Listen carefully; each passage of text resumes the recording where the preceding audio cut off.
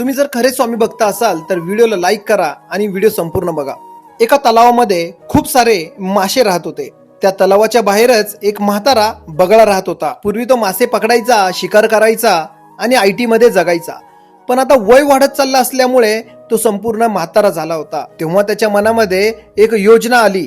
तो तलावाच्या काठीवर गेला, उदास चेहऱ्याने बसला आणि तो माशांना म्हणाला, मला एक बातमी मिळाली आहे, काही दिवसातच हा तलाव पूर्ण सुकणार आहे, परंतु तुम्ही घाबरू नका, मी जवळच्या तलावामध्ये तुमची सुरक्षित व्यवस्था करतो।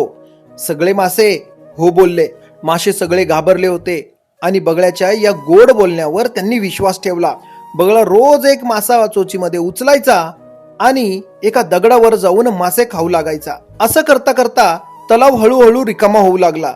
एक दिवस एक खेकडा पुढे चालून आला, बगळा दादा मला पण सोडणारे मोठ्या तलावामध्ये। बगळा त्यालाही घेऊन उडू लागला, पण वाटेतच खेकड्याच्या नजरेला हाडांचा मोठा ढीग दिसला।